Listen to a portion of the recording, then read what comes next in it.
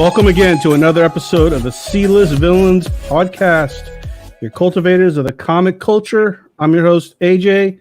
We've got E-Man and we've got Red in the house. Luke should be joining us shortly. We're just waiting on him to join, but we should have the whole gang on for what may be the last one for this year.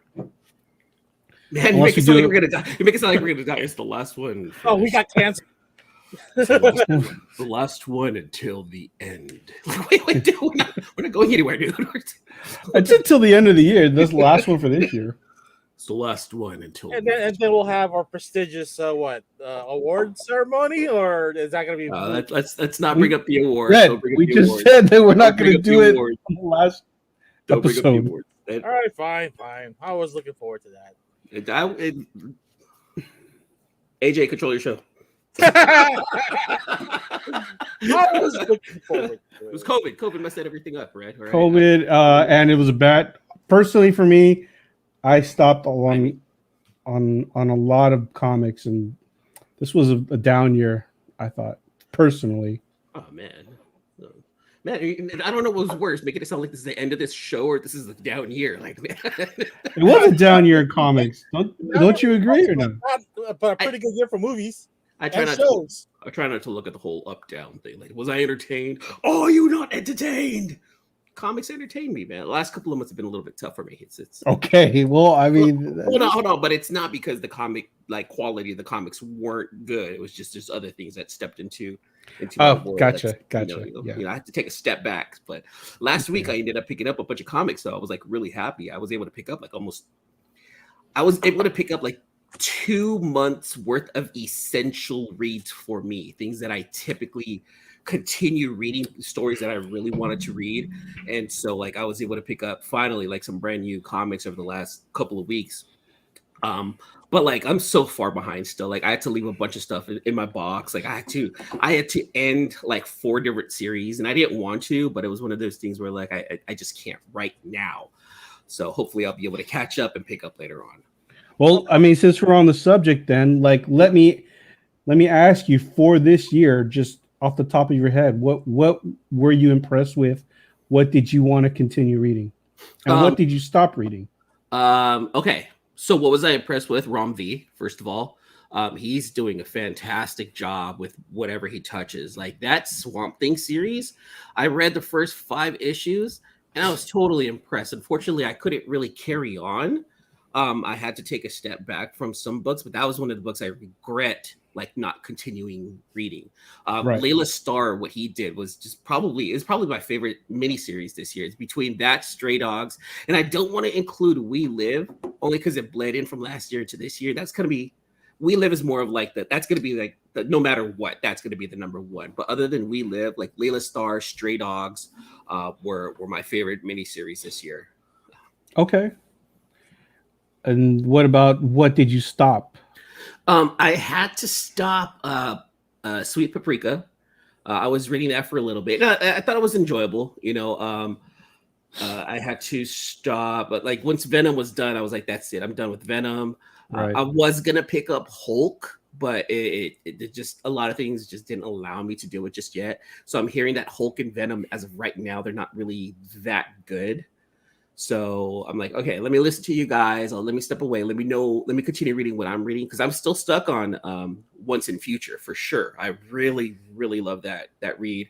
I can't wait for 7 Secrets to come back again. Thanks to y'all. Yeah. Always thank you for that one right there, AJ, because that's a fantastic read. I mean, there's not as much as last year, but I'm not gonna say it's a down year. It's just I have to take a little sidestep. Right. I mean. For me, like 7 Secrets has been on a hiatus for like 3 or 4 months. So that was the one book that I'll probably pick up till the end. Like I said, I wanted to stop Batman, but Joshua Williamson is not writing it, so I got to give it a try.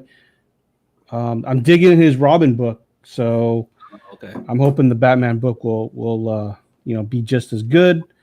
But I mean, other than that, I mean, the Nice House on the Lake also it should be up there as far as like the best reads of the year. I didn't read number 6. I had number 6. I haven't read it either.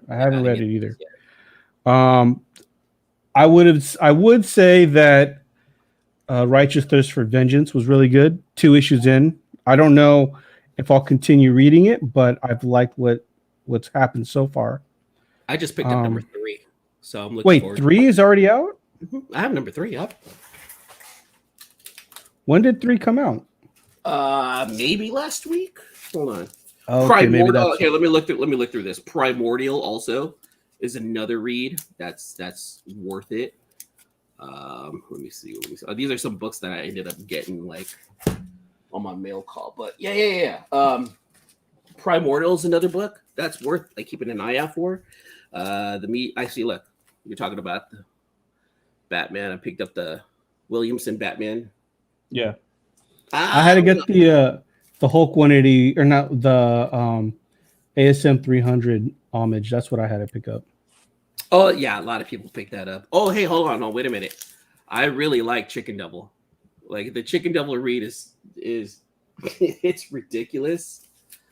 Chicken Devil and Campese are like my two like these are the 2 reads that I really enjoy just because of how ridiculous they are. But yeah, no, I'm trying to find it. Radiant Black, like I'm annoyed with. Like, I stopped reading after issue 1. I'm annoyed with it. Here, look, we're just Righteous Thirst for Vengeance number 3. Okay, maybe that came out last week then, because I did not. Yeah, I didn't know that came out already. You know what series I'm disappointed in? What? House of Slaughter. You know what? I read the first issue and I was planning to continue reading it, but something told me, you know what? I don't know if it's going to be something. I just stopped. I don't know why. Good call. Yeah. It just I don't see why. Maybe it's a cash grab on Boom. Maybe it's Tynan who wants to throw in some more stuff. Me personally, another series that I thoroughly enjoy is Magic. Oh wow, Magic. Okay. I'm stuck. Like I picked up number 6. Like number 7, I think number 8 is coming out next week, but I had to pick up number 6 because I have 1 through 5, and then I picked up number 7, thinking that I had number 6. I didn't have number 6. So, but Magic is a really fun read through. Jed McKay, that dude who's writing Moon Knight and Magic, he's up and coming. He's possibly the next Donny Cates, possibly, in my opinion. Okay. To be honest with you, like I'm really digging his writing. He's really keeping people engaged. He's like Donny Cates in a sense that not Donny Cates. He's kind of like Tom Taylor in a sense where he needs to keep in this book. He needs to have like a group of people in order to be able to write it correctly. You know what I'm saying? Like he needs to be able to write like in a larger group, and that's kind of like how Magic is going. And I really like it. I really like that direction. All right. One thing one notable mention from Boom was Eve. I really dug that. I liked Eve up until the end. I thought the ending was okay. I felt like it fell a little flat. I could see that. I don't know if it's because I don't know if they didn't know whether or not they wanted to keep it going or if they wanted to end it. It kind of felt like they were kind of wishy-washy. Yes. And then they ultimately decided to end it, and that's why it felt a little weird. Also, was I, I would say the is it Romvi or Ramvi? I've been pronouncing it Romvi, is what a lot of people have been around the community call him also, Romvi. And I want to say that I saw him on Rammstein. But yeah, I would say that The Many Deaths of Layla Starr was a good read. Yeah. I'm more into right now, like if I know it's a mini series, I'm willing to give it more of a chance as opposed to if it's going to be an ongoing, just because if it's a mini series, I can accept like it wasn't a good story, but once it's been like an ongoing, it's kind of like, damn, I invested, time and some money and I don't like it at all, That's how AWA Upshot has been doing their comics, like 5-issue miniseries, and if people pick up on it, they may continue on. Like Erratic was a fun read with really good art from Kari Andrews. John Boy mentioned on the show once, he was like, "Yeah, that's my boy Kari Andrews. Like, keep an eye on him." And his art's really good. The covers. He did some covers for them, right? I believe so. I believe so. And the art. Now, here's the thing. It's very Spider-Man-esque. Yeah, that's what I heard. But it's not bad either. It's not. Don't let that be a reason not to read it. Matter of fact, let that be a reason to read it because it's fun. It's another teenage story. It's another kid with superpowers. I get it, but it's slightly a different take, in a different direction. And the art's really good. The only thing is like the coloring is a little flat of erratic, but overall it wasn't bad. And that's what a lot of people are doing now, right? They're doing like the short 5-issue miniseries, and I'm with you. I think they work out well. Yeah. Did we lose Red? I think we lost Red. Yeah, we lost Red. He'll come back. Yeah. There he is. Oh, Red, you're back. Hell of a time my computer does a restart and refresh. Okay. Oh, you're at home. Is this why we're not seeing your face, Red? What's going on? Well, I'm kind of tearing apart the room since the dogs decided to take a shit on my bed, so I gotta wash my mattress. Oh man. I like how he said he has to wash his mattress, not the sheets, not the blankets, not the cover, not the duvet, but the mattress. Well, God. the sheets are automatic. It's just it soaked through the mattress. What are you feeding them so that when a dog shits on your bed, that it leaks through all the way to the mattress? Honestly, the fat one has some kind of IBS. I don't know what's wrong with her. Right? We've been giving her like doggy Pepto-Bismol, and she seems to still, poop wet. All right. So to the listeners out there, to the people who are dog owners, help out Red. What's going on with his dog? He's got a Chihuahua. Apparently, he might have IBS and is shitting all over the place. Help him out. What's the best thing to do? Yeah, put her down. Oh, goddamn, Red. What did you just say? You said put her down. You're horrible, dude. Terrible. I love my dog, man. I love all my dogs, but sometimes they're just a handful. So, what's everyone's thoughts on the new Hawkeye series in the last episode in general? Oh man, we're diving right into it. Aren't we? We're talking Hawkeye tonight. We're gonna dive right into it, huh? Well, yeah. Okay, now is it that did everyone, especially in the cast, did they survive the blip, or did they? Because I assume that Kingpin just came back from the blip, right? I think he did. I think I read somewhere that he was affected by the blip and he's trying to regain his power. His power, yeah. Okay. And then Kate Bishop and her mom survived the blip because they still live in the same building that the family had owned. Mm-hmm. Okay. Who else is integral to? Okay, we just saw Yelena come back from the blip. Yeah. And you know what's cool about that is you actually get to see how it affected people who were affected by the blip. Like it was 1 minute here, 1 minute in a blink of an eye. It's like, what is going on? Why is everything changing right behind? Speaking of the blip, one thing that someone had informed me, and if people were on a plane and then they come back, they're all dead then because they're just falling from the sky, right? People are just falling from the sky if they're coming from the blip. I think that someone mentioned that, and I would assume so. Yeah, but I don't think they're going to get that dark, right? I mean, bodies falling from the sky. Look. If we're going to bring that up, imagine the people who are actually having sex while in the blip, and then they come back. I mean, what happened to those people too? Like what's happening to them? You could bring up all these weird, dark, twisted little ideas, but Marvel's not going to bring it up. Like, is the Thing's dick really made out, orange? They're not going to bring that up. It's not going to be that. They're going to.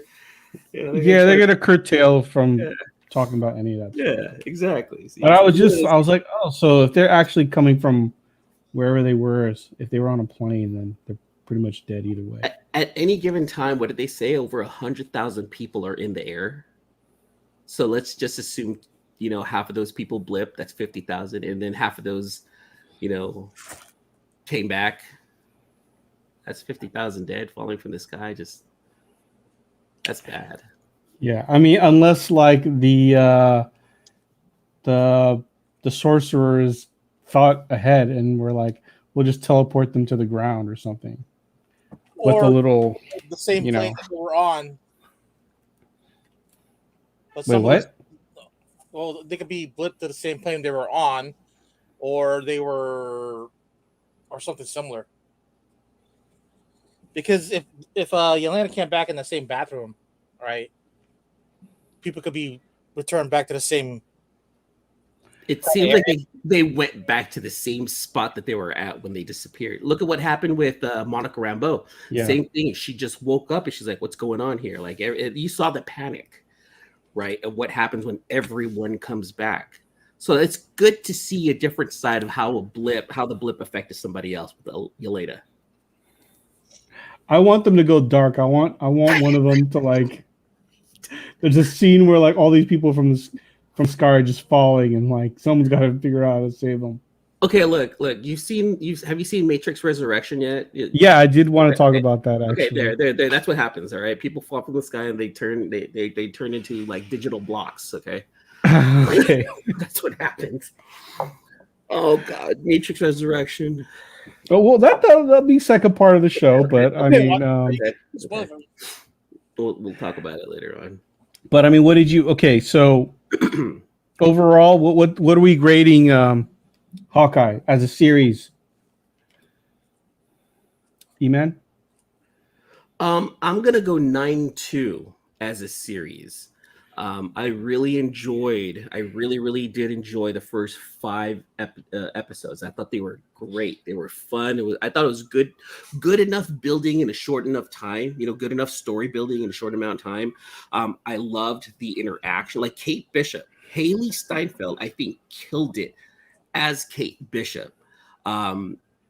And her interactions with Hawkeye, her interactions with Yelena they're going to go down as classic, in my opinion. I really like Yelena and Kate's interaction, and I would love to see a TV show or a movie, or even like a short movie based on those two working together. I think that would be fantastic. I thought the end felt rushed. I felt like episode 6 just they built it up and then it came down as hard as it came up, but I felt like it was a little too rushed. I felt like there was not enough storytelling, not enough world building around Kingpin. All of a sudden it was like he was there and everyone, it's like they expected you to know who he is. For the people who didn't know who he was in previous shows, for him to come back from the Daredevil Netflix show, it was a little like, it's fan service, right? Marvel is doing a lot of fan service right now. So, but I just felt like the ending it just came by too quick. So that's why I'm dropping it, a few points. All right. What about you, Red? No, I don't think Kingpin is dead because there's still a lot of story for him to be in, and there's gonna be a revival on the Daredevil story or series. So doubt he's gonna be dead. I like the whole series as a whole. Definitely felt rushed, like Emmanuel said. And to top it off, I think the icing on the cake was the extended version of the musical of that was terrible. Come on, icing on the cake. That's the icing on the. This is gonna split the viewers for sure. Live. Oh.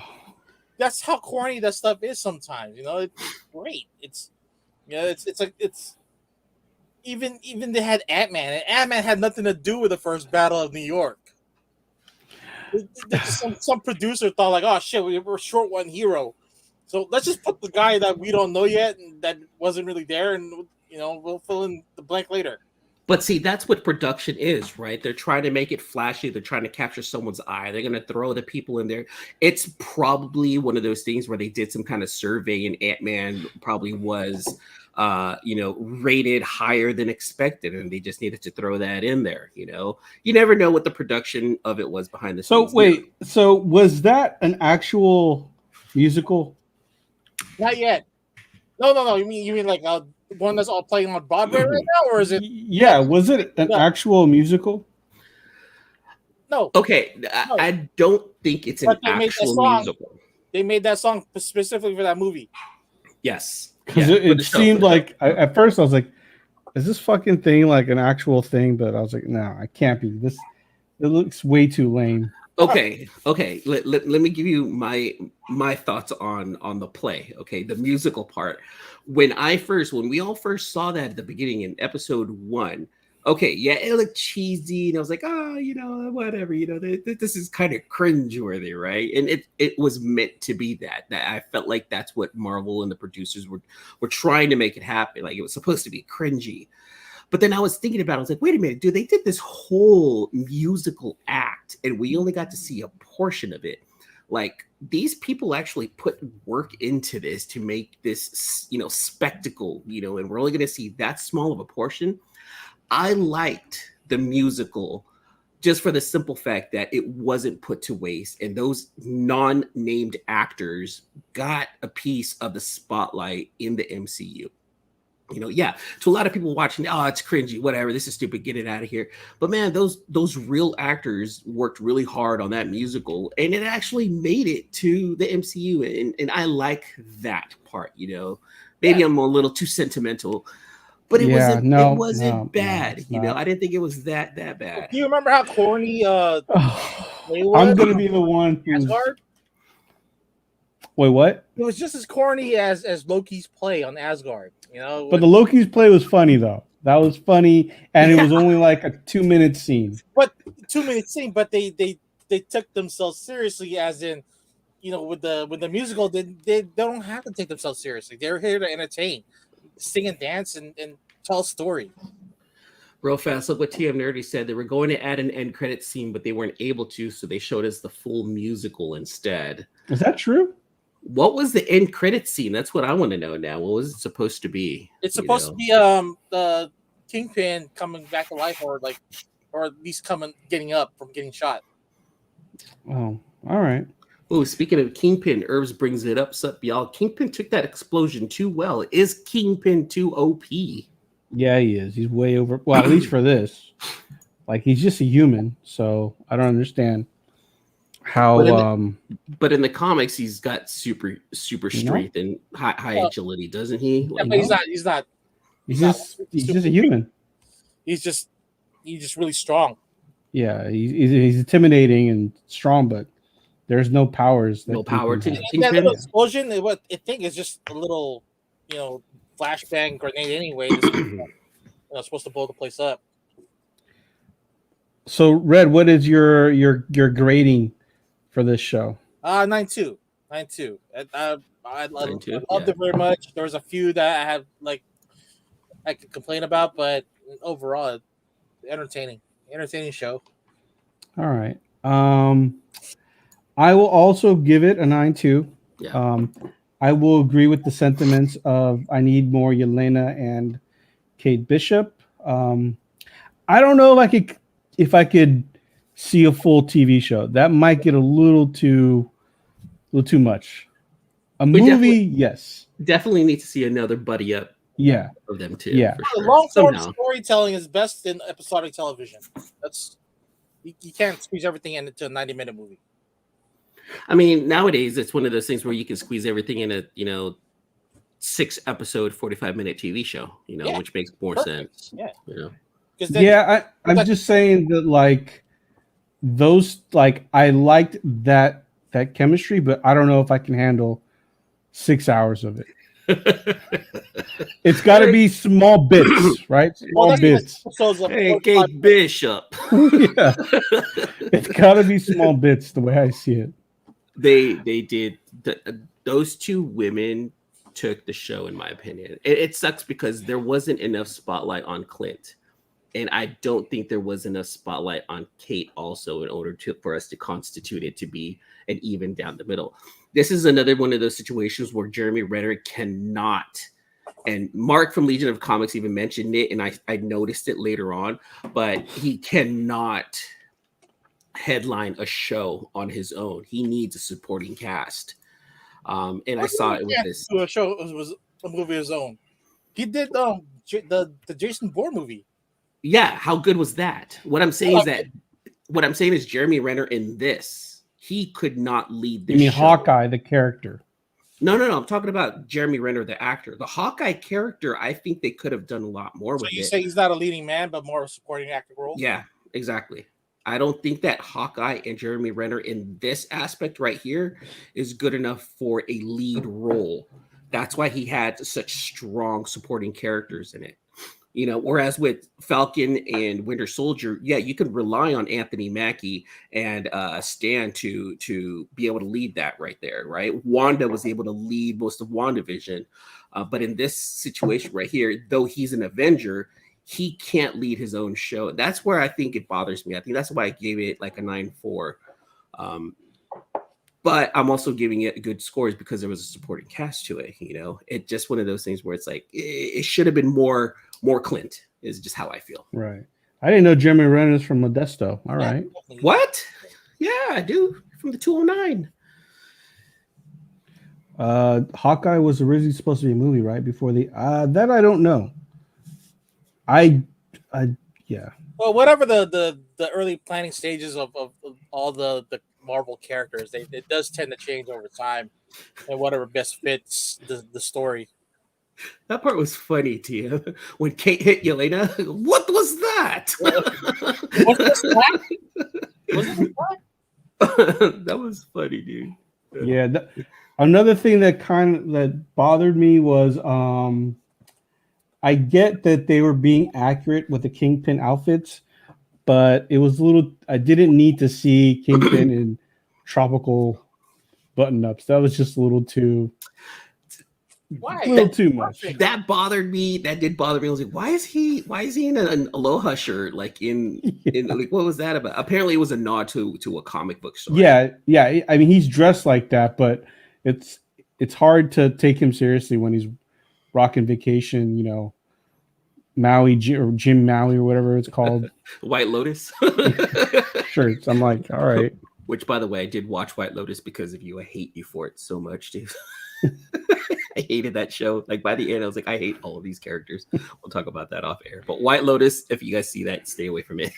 No, it wasn't that bad. I hated everyone. Every one of those characters were shitty. Every single one. I hated every one of them by the end. I was like, oh, okay, maybe I'm gonna like someone. Even the guy who didn't really get dicked around, the husband. Like I hated him too. Like, screw him and his wife. The Saving Silverman guy. Yeah, I hated him. I hated him so much. Jason Biggs? No, the one of the friends. Steve's on. Steve, that's it. Yeah, Steve's on. Jack Black. Wanted to punch him. Yeah. anyway, Steve's on. But yeah, I mean, the white outfit. So let me ask you guys: is he's not dead, right? Kingpin? No, I don't think so.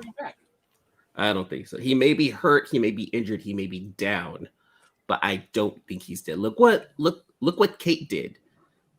She shot him with 2 or 3 arrows, and he was just like, "What the fuck out of here? What is wrong with you?" He landed on a grenade and didn't die. So getting shot point blank, we don't know where she shot him. Remember, there's that rule, you guys. If we don't see a body, then we can't confirm they're dead. I know that's the thing. Like, if that's the case, they better have a good excuse. Like, it better not just be like he got straight up shot in the head and he survived. Like, it's got to be like he caught the gun and like it shot him but didn't hurt him, and then she ran or something. Well, his Wikipedia page says that he wears Kevlar most of the time. So if she shot him in the chest. That he took the shot. But again, that's ridiculous. If you're going to shoot someone point blank and you just go to the chest, like you would think Echo's smart enough to go for the head. Can we talk about Echo? I'm glad you brought her up. Can we talk about Echo?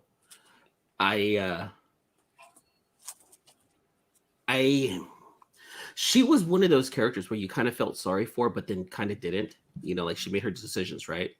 She could have been good. She could have been bad. I liked her idea. I don't know if I like the actress on how she portrayed some of those scenes. Like her fighting is fantastic. I loved her fighting. I thought her fighting was phenomenal. But I feel like her acting was a little. Or is that CGI? I think it was her acting or her doing her action. The thing about it is Echo it's hard to like really like emote when you can't speak, right? You got to be really good as an actor to just show expression through like your actions. And I don't think she's that seasoned as an actress. Now, she's truly deaf, right? And she's a real amputee, right? Right. Yeah, I know, but I'm just Yeah. saying, like, it's hard for. I mean, she's also, from my knowledge, this is the first time she's done anything of noteworthy. So I think it's just a matter of her becoming more of a seasoned actor. Yeah, I think it's going to take time. Now, she did have emotion when she was speaking, when she was doing her sign language. She that's when I believed her the most, and when she was doing her fighting. But when she was supposed to act, like especially when she was around Kazi, like, yeah, I didn't like her acting, but I like the idea of her, and I hope that we get to see her more. And I hope that we get to see her in Daredevil. Actually, if Daredevil comes back with his own show, I would love to see Echo come back. I really would. Do you think when deaf people sign and they're drunk, they stutter? Fucking Rich. Stop. No, Red. Behave. I have an assistant that is deaf. Thank you.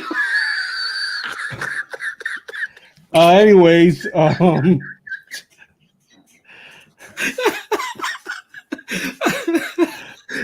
Red's on timeout, dude. You were on timeout, Red.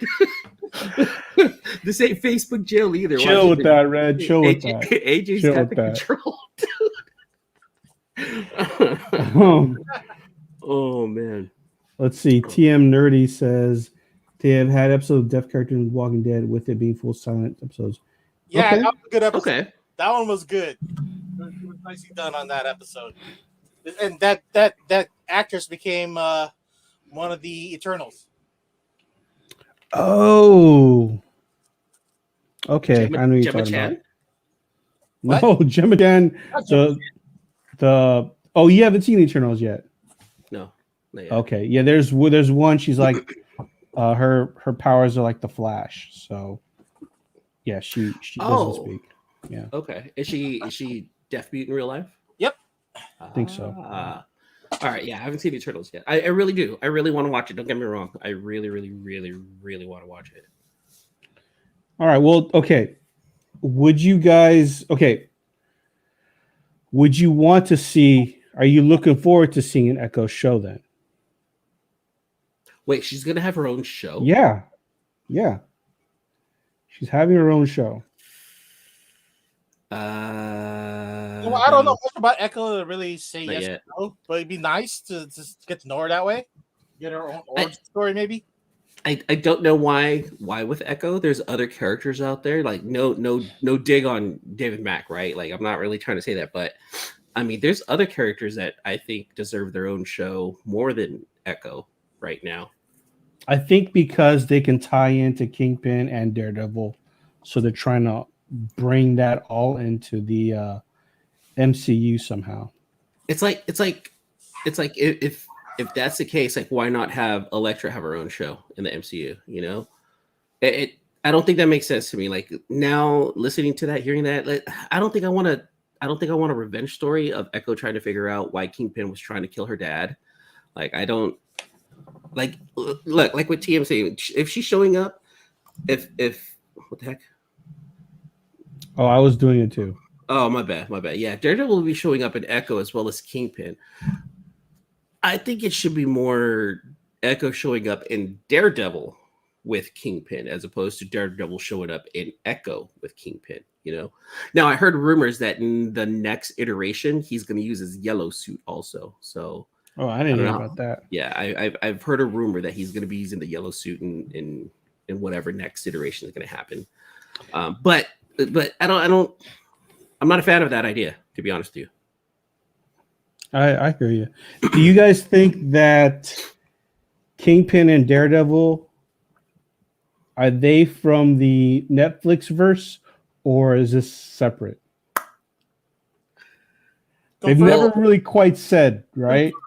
They never quite said. However, However, two things with Kingpin that did carry over. Number one, Vincent D'Onofrio was like, I need to bring my Kingpin over from Netflix. And I think Marvel was like, yes, in fact, that's what we need you to do. So the Kingpin persona from the Daredevil show carried over, and he portrays him. That's not the question I'm asking, though. Hold on. Yeah, you're right. I know. However, there's a small tie between the Netflix show and the Disney show, because the cufflinks that he uses in the show is the same cufflinks he used in the Daredevil show. That's so they're trying to bring. Still not answering the question. That's specific to it. Now, the question is, are they the same? It'd be a nice thought to have them be the same. Just like is Agents of S.H.I.E.L.D. tied into the MCU? Well, they kind of did. Yes, kind of. They tried to, but they're not. They're no longer gonna talk about Agents of S.H.I.E.L.D. It's one of those things, right? Where it's should have bringing in that one girl, Asian. It's possible. Who, Daisy? Yeah. She's supposed to be showing up for She-Hulk. What? Really? I didn't hear about that. Also, like that bad robot news site that I read most of the time. Oh, okay. So it's rumor. Okay. I don't know, man. I don't know. I don't know if Chloe Bennett was really a good. She was okay. Yeah. She was just eye candy, really. Let's be honest. She was eye candy. Yeah. She was Jessica Alba. Yeah, I mean, like, I would rather see Ming-Na Wen's character, even though she's already in Mandalorian. But her and then who was it? Adriana Palicki? Is that how you say her name? Oh yeah, Adrian. Now remember that. Now see. Remember, she was Mockingbird in Agents of S.H.I.E.L.D. And then look what they kind of did at the end of Hawkeye, where they kind of retconned it by giving Laura that Agent 19 title. Did you catch that? Yep. Yeah. Where she was supposed to be the Mockingbird. Now, rumor has it is they're thinking that Mockingbird, that title, that Agent 19 is like a 007, where it can transfer from person to person. So it's Laura's pretty much, it looks like she's retired. So she's no longer an agent of S.H.I.E.L.D. Yes. So it could have passed over to Adrian. Assigned to someone else. Yeah. Yeah, and it could have been Adrian Palicki. I like her, by the way. I really do. She's pretty badass. Yeah, I mean, too bad we never got to see the Wonder Woman show that she was going to be on, but Yeah, but she was on Supernatural most of the time. Well, at least the first 2 seasons. Okay, well, that was like 10 years ago, though. 15 now, I think. Oh wow. Wasn't there a rumor of Laura? Laura who? Who's Laura? Hawkeye's wife. Hawkeye's wife. Oh, okay. Is it Laura or Lara? Forgot. Potato. Her brother's a comic book writer and was on Pop Culture Philosophers. Oh, really? I didn't know that. TM. That's awesome. That's cool. All right. Well, I think we've kind of put to bed Hawkeye. Do you guys want to talk about Matrix Resurrections? I don't mind talking about it because I watched it. I got some things to say about it. I watched it twice. Now, keep in mind, I watched that twice willingly. Okay. That doesn't say much, though. That doesn't say much. Red, did you watch it? No, but go ahead and spoil it for me. All right. Go ahead, E-Man. I'll let you go first. You watched it twice, so give us your review and thoughts. I watched it twice. Okay, so I don't want to run down from beginning to end, right? But this is a movie where it asks you whether your decisions or your decisions are made for you or are you making them yourselves. I guess that's what they were trying to portray within the movie. So it starts off with the whole rewind of who and what the Matrix is, what Neo is, who Trinity is. We have this new character named Bugs, and then her new ship. I like Bugs, by the way. I liked her character. I'm with you. I wouldn't mind seeing that actress in the MCU. She kind of is. Oh, she is? She was in Iron Fist. She was the girl with Iron Fist, the Asian girl in the dojo. Oh, that was her? Mm-hmm. Oh, wow. Now, check this out. So they gave her an opportunity to audition for Shang-Chi, so that way she can bring her character from Iron Fist into the MCU. But she turned it down so she can be in the Matrix Resurrections. I read something about that. Yeah. In my opinion, not a bad move. Not a bad move. Now, yes, she probably would have gotten a little bit more notoriety with Shang-Chi, but she showed that she could lead a movie. Her character, her acting, I think she is a character that can possibly lead a movie because she did a lot of the leading in Matrix Resurrections. Yeah. Right. Yeah, she was a very integral part to the movie. I'm with you. And she can fight, she can act. I really like her facial expressions.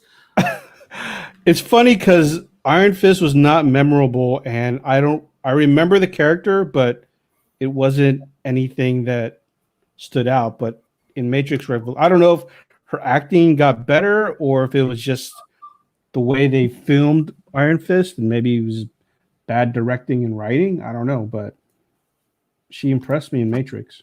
Yeah. So I want to say the first 2/3 of the movie I really did enjoy. However, if you look at the first 2/3 of the movie, the big question of it is, what the fuck is it about? It seemed like it was all about trying to get Neo back into becoming the one, and he was kind of dopey. I wasn't a fan of Keanu Reeves' acting in this one right here, right? And then the final third of the movie, it was, in order for all of this to work, we need to release Trinity.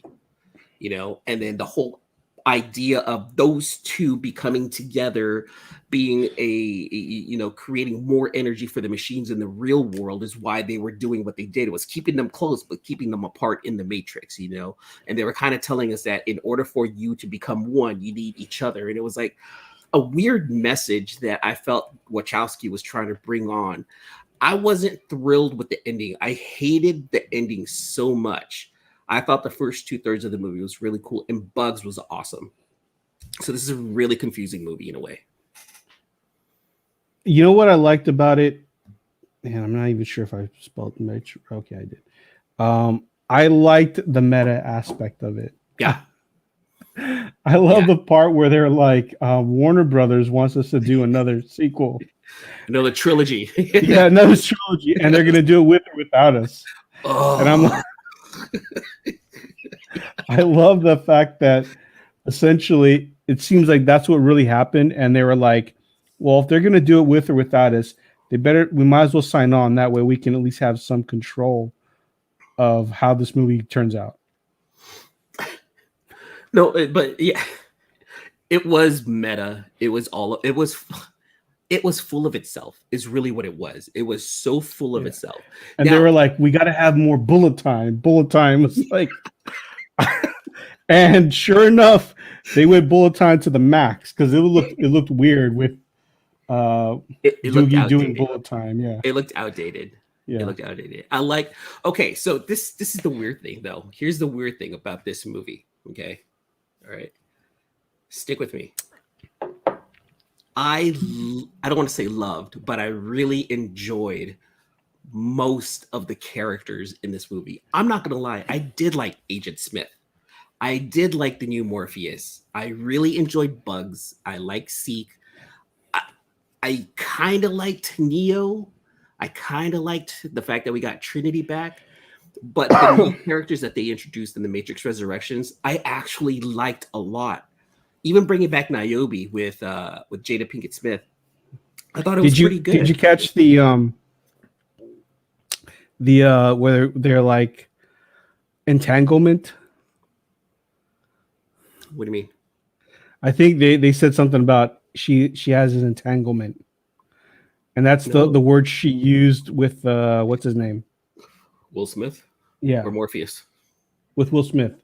No, God. I hope not. I hope that's not what that meant. Anyway, I the characters I liked. The story was not as convoluted as number 2 and number 3, because number 2 and number 3, it was just trying to be too smart. It just ended up being shit. I think they dialed it back, but I think what they were trying to do really is just bring in the whole metaverse, right? It's trying to be full of itself. It's trying to recognize itself, and they're trying to lean on that because that's what's happening now in the real world, right? With the whole Facebook metaverse thing, what they're trying to do is bring people into a digital world, whereas this movie is trying to bring people out of a digital world. So it's doing all this. It's doing a lot. It's doing too much. Okay. I mean, did you think Doogie Howser was going to fight? I did. I did too. I was like, okay, I gotta see. Yeah, I thought he was gonna fight Agent Smith, like at that very end. Wait, like that was the architect. He works for like the conglomerate of the Matrix. Yeah. He's the middle manager. He's the analyst. Is what analyst. That's what they call it. The analyst in this one right here. I was expecting him to fight. I wanted to see him and Agent Smith fight. Yeah, I was expecting that. I do like even the new Morpheus was a little meta because he was like trying to do the old school like lingo, and then he's like, nah, I'm just gonna talk normal, Welcome to the real. See how I said that, back then? Yeah. Because even he realizes that there was another Morpheus prior to him. So this Matrix pretty much validates that there were other Matrixes before it. Remember, because by the end of number 2 and number 3, we found out that was the 5th iteration of the Matrix. And so I believe this is supposed to be the 6th or 7th, and I think they mentioned it in the movie, because we already know that the Matrix itself is a program that the machines have created, right, to keep the humans in. And they've all exploded and they've all come back and they've all recreated it. It's just that Neo and Trinity have their own special engagement or their own special powers together, which helps supply even more, energy to the machines in the real world. It's just they made it seem like yin to her yang. Yeah, you could say that. Yeah, so, and like the Jedi thing, there has to be 2. Yes, I wouldn't say that way, but they are. Because they're not polar opposites, but them two together somehow, even though they're the key to save humanity, they're also the key to save the machines. It's weird. Yeah. And then the fact that the machine, now in this one right here too, right, you find out that the machines also had their own civil war where you actually pitted machine versus machine. And now they're not called machines. They want to be known as synthients, which are sentient machines who've decided and made their own choice and said, you know what, I don't want to fight with this. I actually want to join the humans and help them. So it comes to show you that even programming can be deprogrammed, and deprogramming can become reprogramming. It tried to do, again, too much with something like that. They upgraded from Mr. Smith to a new Mr. Smith. Yeah, but it's still Agent Smith. Okay. Yeah. Same thing with Morpheus. It's a whole new Morpheus, but it's still Morpheus. But Neo and Trinity are the same Trinity in Neo.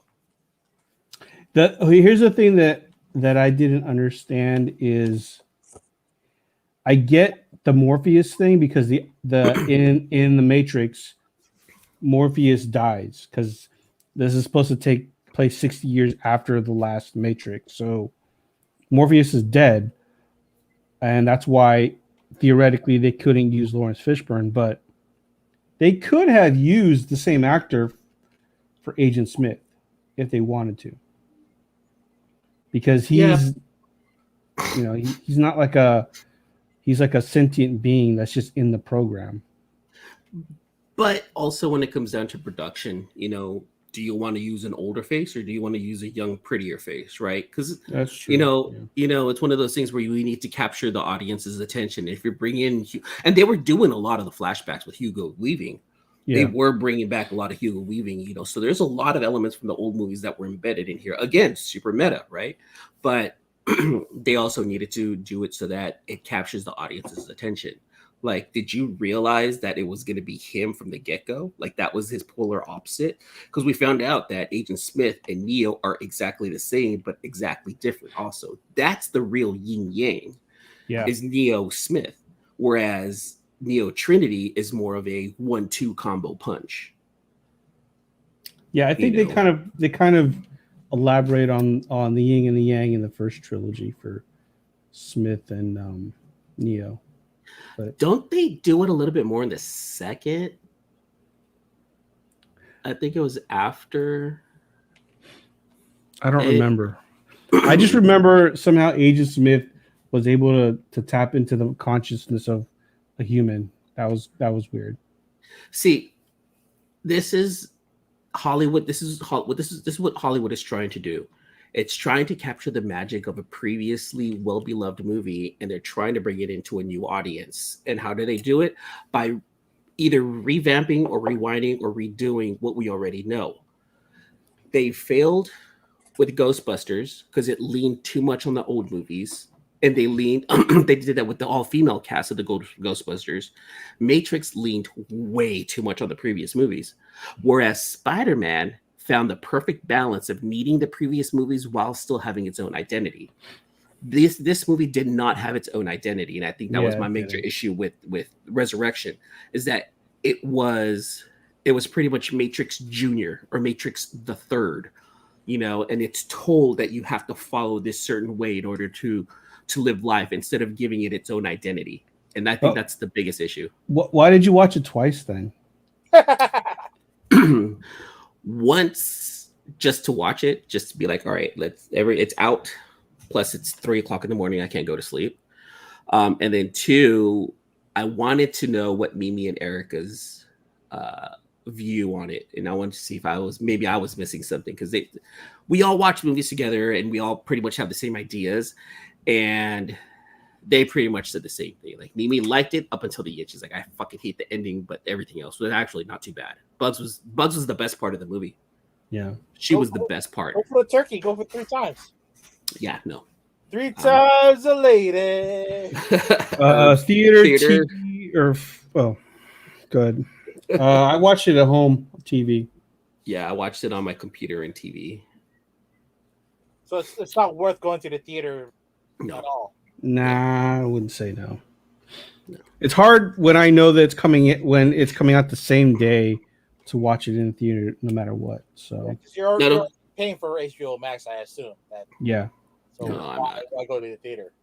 Yeah. Now, like, I think the only movie this year that I wish I had seen in the movie theater, and not watch it at home first, was Dune. Like, that movie should have been watched in the movie theater, especially on IMAX. That's an IMAX movie for sure. You're a movie snob. Yeah, I am. I'm not gonna look where I live, man. I have everything here. Like, AJ should have the same thing. I'm sure you have IMAX and you have 4D and you have Dolby Digital and you have all the fancy movie theaters down there, right? Yeah. Yeah, me too. But I mean, I had a coworker who saw Spider-Man.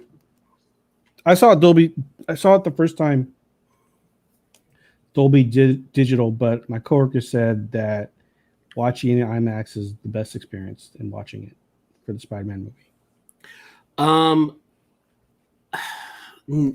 I'm gonna disagree with that. Did you watch it in IMAX? No. But this is why I'm gonna disagree with it. There wasn't enough web slinging in this one compared to other movies. Like, the scope, I don't think, was as big. Now, there were some scenes, of course, like the Statue of Liberty scene at the very end, yes, and then at the very beginning. But in the middle, in between, there wasn't enough web slinging through the buildings in order for us to capture the scope of what IMAX can really do. I felt like this one might have been better off in a Dolby Digital with better clarity, better sound. Yeah, but with scope, you want to watch IMAX, like a Star Wars movie, other MCU movies. Endgame is perfect in IMAX. Even a movie like Captain Marvel, anything that has to do with space, Guardians of the Galaxy, anything that has to do out there, scope, IMAX. If it's going to be pretty and in your face, Dolby Digital. Okay, I can hear that. If it's a drama, that's a $2 Tuesday movie in a regular movie theater. Okay, all right. I could see that. How many times did you guys watch Spider-Man? I only watched it once. Oh, okay. So I far. saw it twice. Once, probably this weekend, I'll probably watch it again. All right. Well, I mean, we're pretty much wrapping up the show. Do you guys want to share any New Year's resolutions? You guys do that kind of stuff? Any comic or geek related news resolutions you guys might have? For us, for sure, we're trying to get to that 200 subscriber mark. So we're trying, we're on the road to 200 here on the C-List Villains. So everyone watching, everyone, hanging out with us, do me a favor, do us a favor, share this, tell your friends, tell your folks, make sure to hit that like and subscribe button and make sure to hit that notification bell. So that way you guys get notified anytime we drop any one of these new videos because we're on the road to 200. So that's our next milestone right there. Okay, that's not really a resolution, but yeah. Do you have a New Year's resolution? Oh, resolution. Or I'll take that as a no then. No resolution. Damn it, EJ. Red, what about yourself? Well, as far as the show is concerned, I think we need definitely our resolution for this show is to again grow the audience and then get our name out there more, and as far as like attending more conventions and in a media capacity here. So look for us soon, maybe the first, I guess, convention of the year. There's conventions we're going to be going to. We're going to be showing up. You're going to see this. You're going to see this. You're going to see this, that. Where is it? That logo. Red's not the E-Man logo. It's the one that Red has. We're going to be seeing. We're going to be putting that out. The villain logo. Yeah. We're going to have booths. We're going to have, our. Whoa! I don't know. Let's. We're supposed to have a dating seminar for all the nerds at San Diego Comic-Con. Meet and greet. We're not calling it dating seminar. Meet and greet. Piss and kiss. I'm sorry. Wait. No, meet and greet. Yeah, get your dating profile ready. Because love is out there. As far as like personal resolutions, I think. For me is just to find more happiness for myself and the people around me, right? Just to live on. I need to lose weight. I'm too fat. Yeah, me too. I gotta lose that weight. I gotta get back in the gym. It's hard for me to breathe, and I sleep with a CPAP machine. My old ass. Hey, that CPAP machine does wonders. It does. It lets me sleep, and I wake up pretty refreshed. So. Yeah, I would say, again, resonating with you guys. We want to grow the show. Personally, I want to keep reading some more books. Hopefully, I'll have more reading this year, and I'll have more books to recommend. But yeah, we forgot. E-Man's got a mail call that he wants to share. Go ahead, mail call. So I wanted to do this tonight here on this. Look at that. I hear that you guys got a shit ton of snow. Is that true? Look at this guy. Yeah, I got into a case of Dundee Reds out in the snow and lost track of time there. Sorry about that, boys. It's all good. Oh man, yeah. I have a buddy who flew in from Milwaukee to Portland for this week to be with family. He's like, dude, I'm snowing in. I don't even know if I'm going to be able to log on tonight. I'm like, don't worry about it, man. Don't worry about it. So how many inches of snow did you guys get up there right now? Well, it just keeps snowing. Nothing's really sticking, but everything's covered right now. It's pretty magical. But the red wine the red wine definitely has made it more magical. I love it. You guys do me a favor. Anyone watching this on the rewind, go watch like an episode that we released like in June and July, August, and you'd see Luke like in his tank top right there in the same garage. Like, oh my god, it's fucking hot. And now look at him. He's bundled up like he's getting ready to go snowboarding. They get that heat wave for a week, right? In Portland. That was crazy. Oh yeah, that's right. It's a rare heat wave. We hit 100 degrees for sure. That's madness. Man. That's madness. Well, real fast, I wanted to do a mail call. Do a mail call, and then Luke does his grading on the Hawkeye last episode and his New Year's resolution. Yeah. So anyone that watches my show, when I do my mail calls, you guys know that I like to say this because this is legit from friend of the show, a buddy of ours. This came in today. Oh, I'm a little annoyed. I already see a spine tick on this. Caca. It's all right. I can get that thing worked out. But I ordered this a little while ago and it came in today, and I just want to show off friend of the show, John Jang. Oh, you got it. Star Wars Adventures Annual 2021. You got it. This is the Frankie's Comics right there. And I love it right here because I don't know if you can see it. It says right there, cover by John Jang. That's our boy. Jang Gang, everyone. Boom, it came in. I forgot what the name of this character was. I was like, oh, okay, it's the first appearance of this character on the cover. Let's go ahead and Green Rabbit. Green Rabbit. First appearance of Green Rabbit. Bam, right there, and it came in today. Beautiful work, John Jang. I love it. It's in my hands. I got to get this thing sent out for a cleaning though, for sure, because that little spine tick right there is kind of annoying. So, well, let me ask you something. Are you planning on getting it graded? Is that a personal collection? A personal collection for sure. You don't need it. You don't need to spend the money to get it pressed and clean. Then I know. You're right. Thank you for speaking. Thank you for your wisdom. Has been in Star Wars comics since I believe the earliest comics, the first 10, the 70s. He debuted in the 70s. Oh wow! And he came back. We need movies. Why haven't they used him? I wonder why, like all of a sudden he's coming back. And how did IDW and Star Wars give John Jang like the green light to do that? Like I think that's pretty cool. I think it is really cool because they are. I remember Miko having one of his covers denied by Lucas, and it was a sick ass fucking cover, and they denied it. When he cusses, it's cute. I love it. But did that happen to John Boy too, where he had a cover and it was denied? Yeah, they get denied a lot. Lucas said they're. You know what? I don't know if this is stuff that they actually said in public, so maybe we should not say. Well, I mean, we're not being specific, right? We're not really saying like what cover it was, right? But what we're saying is that it happens a lot more than we. Yeah, right? Happens more often than the general public knows, I guess. Herbs, language.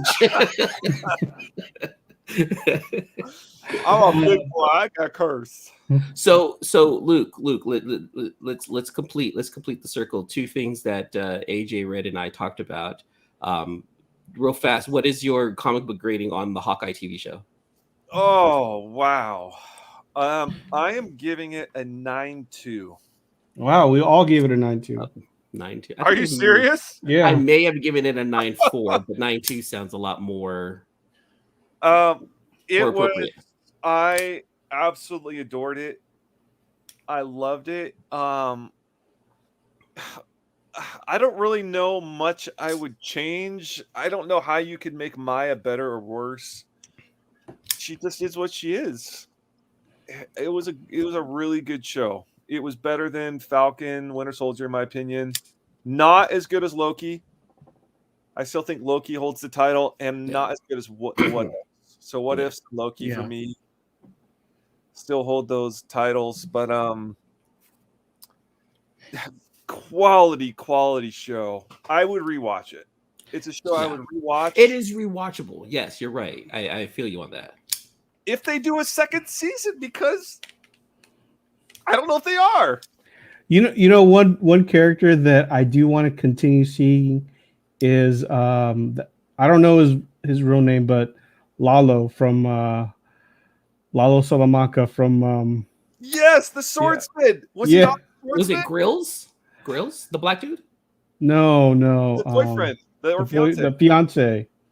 Oh, him, the Swordmaster, right? Yeah. Swordmaster, yeah. I wouldn't mind seeing him in more MCU. Oh God, I hated him, but I also am glad that he wasn't a bad guy. He was just. Oh, I know. I'm glad that he wasn't a bad guy. I'm glad that he has his skills, but I hate him.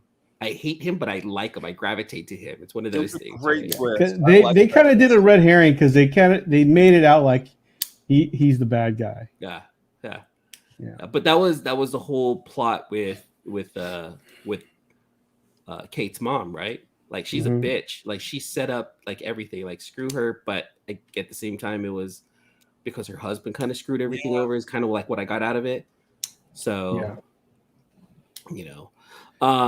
okay. Luke, Then you were saying something about Maya though. So we were kind of divisive about Echo. So it seems like you liked her. I liked Echo. I didn't like her voice. The guy they chose, he kind of bugged me a little bit. Kazi. Yeah. It really was almost a direct pull from David Mack and Bendis's run, though. So that was pretty cool to see. And of course, we know from the comics is that Wilson does not die. She does shoot him, though, in the face. She does actually shoot him in the face.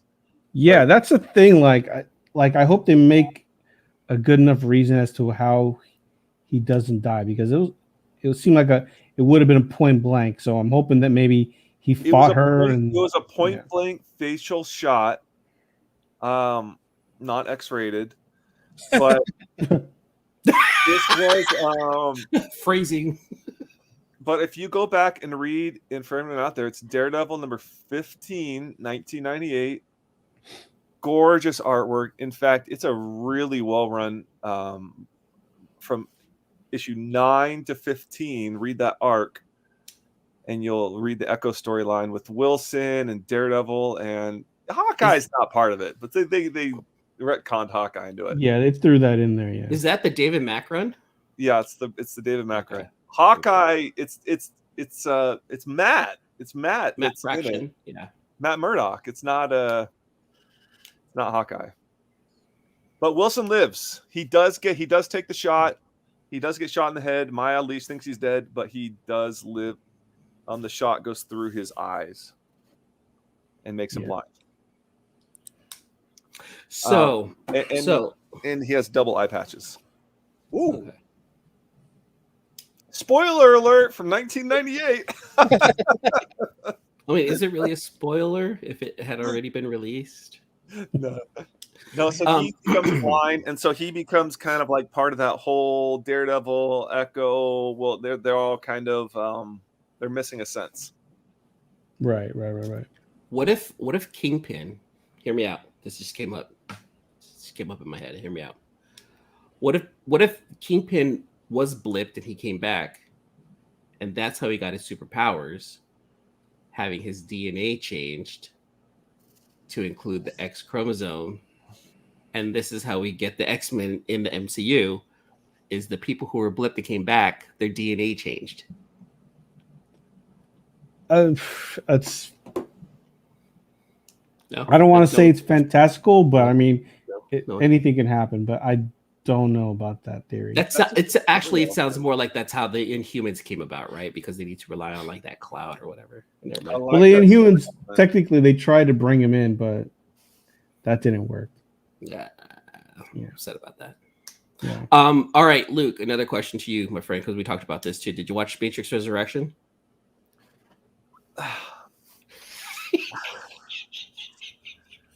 Yeah, you too. Huh? I've tried twice to watch it, okay, and I don't know. I just don't know what I'm watching. I've got to like get extreme. It's too much. I've got to like take some serious, like take a like, I don't know, go full 1,000 on the edibles. Wow. All right. And just really just get messed up for it because it. By the way, really, they're legal in Oregon. It was rough. It's rough.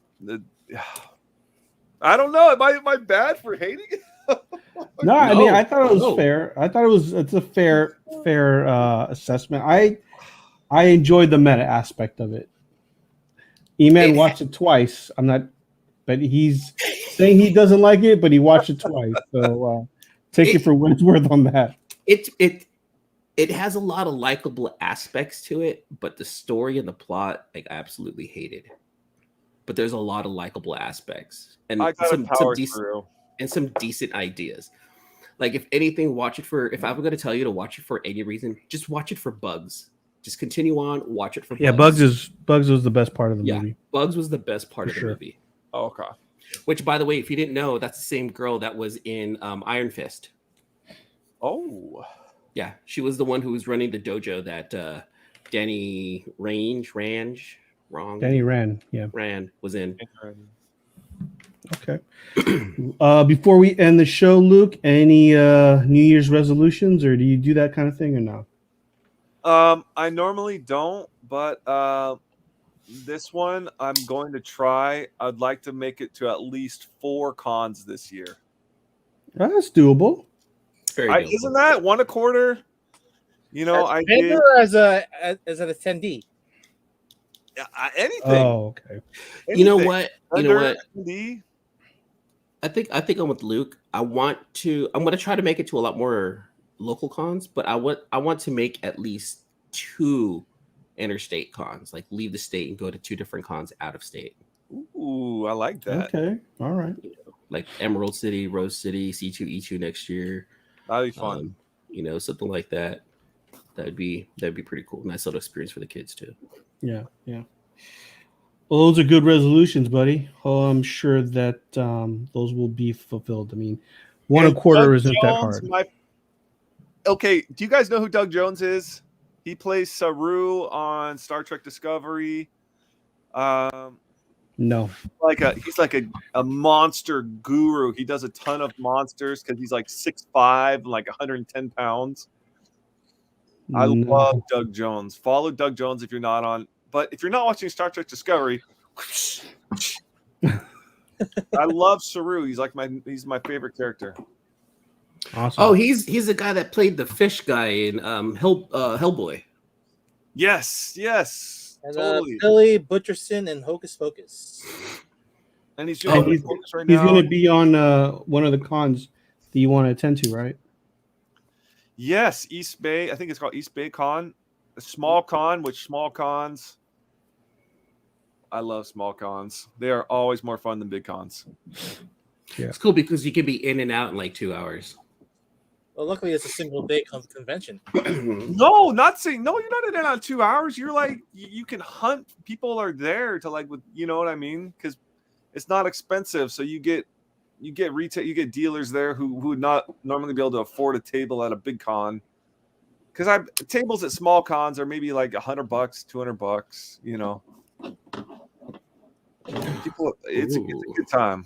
It's a pretty star-studded convention already. It's very noteworthy for first year conventions that we should attend. Okay. All right. Well, we'll see. Maybe there'll be an appearance by the villains at that con then. Yes. What are you talking about, AJ? Are you saying that the villains may appear at a con? I mean, there's together? a Billy Sam De La Rosa, Bob. There could be. We'll see. Things are in motion. Maybe we'll see. We'll see. Right. $1 million.